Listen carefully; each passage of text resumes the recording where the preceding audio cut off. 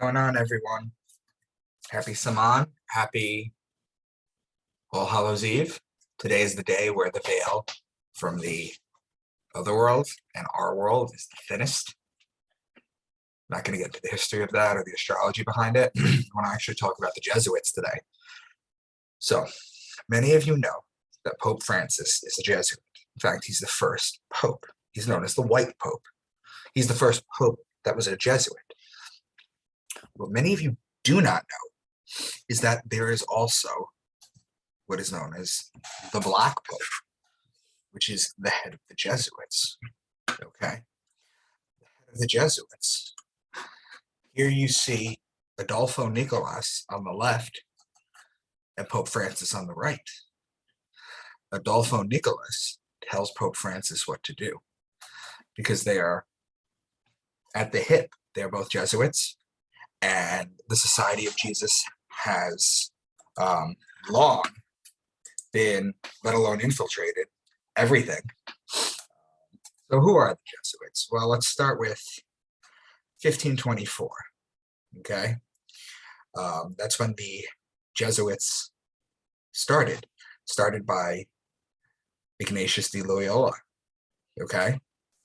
And Ignatius de Loyola and Xavier, okay? That's why you have a Xavier College and you have a Loyola College, okay? Many Loyola schools as well, too, okay? Now, what they did was, let me share this. This is their symbol. This is their sign, okay? It's the sun, IHS, nails, okay, and the cross, okay? Now they say, if you look it up, that the IHS is I forget what the word is exactly, but it's basically a compound of Jesus, a compound way of saying Jesus, Iesus in Greek, okay? But what you don't know, what you don't realize, is that this is, and the sun, of course, Jesus is the sun, okay? But what you don't realize is that this is the black sun, okay? This picture is a black sun, okay? The black sun, okay, also known as the black cube, is Saturn. And Saturn is also known as Satan, okay? Now, I've demystified Satan and Saturn before, but to these people, okay, they believe it deeply. In fact, the IHS is not a short compound for Isis or Jesus. The IHS actually stands for Isis, Horus, and Set. Okay? So now that I've shown you that, this is their insignia. Okay? The black sun, Isis, Horus, and Set. Okay? So now that I've shown you that, I can show you this. This is this man right here, is Arturo Sosa. Okay? He is the current head of the Jesuits, the black. He's known as the Black Pope. Okay? He gives the White Pope his marching orders. Okay? So now, before I show you any more, before we take this any further, let's go ahead and I will read you something, okay? Alexander, this is my own work. This is from my first book. Alexander Dumas, who wrote The Count of Monte Cristo, fought in 1848 to free Rome from the power of the Pope and wrote a ton of books to expose this. The Count was a Jesuit general. Monte is Mount, and Cristo is Christ. Good so far? Alexander was referring to the general getting revenge when the Jesuits were suppressed. In real life, Pope Clement XII expelled the Jesuits and shipped them off when he got tired of their shit. It was only when Pope Pius VII reinstated them in 1814 they were allowed back. So back to the story. Many of them were sent to an island off Portugal. When they finally were reinstated, they got rid of all the European powers that had pushed them out there in the first place.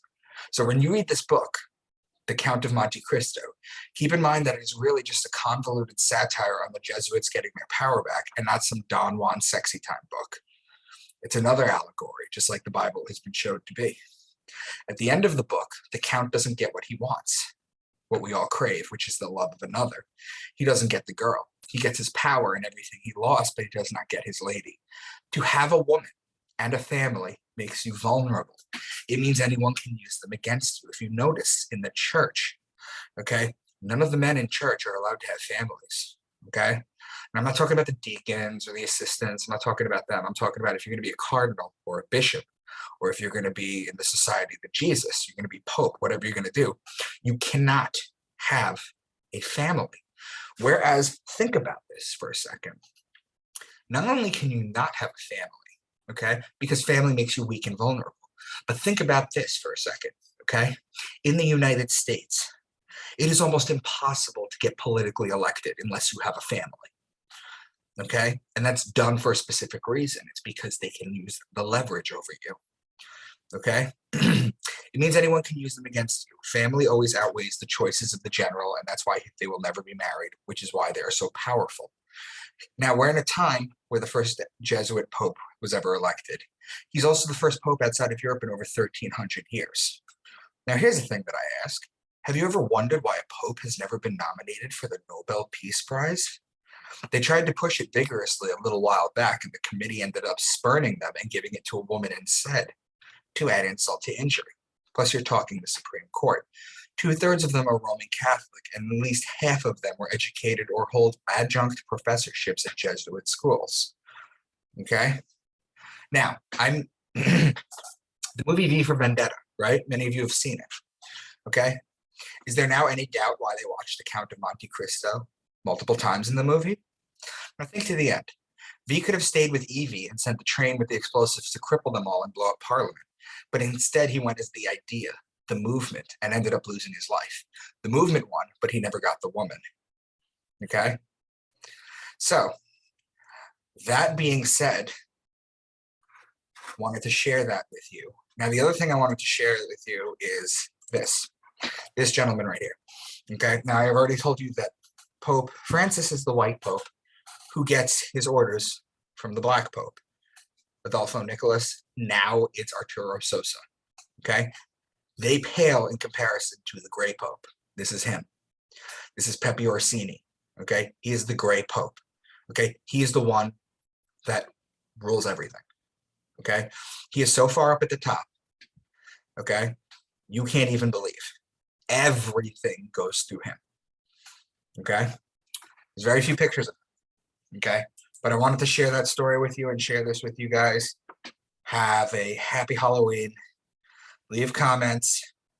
And also let me know if you guys still want me to next Saturday do the live. Thank you.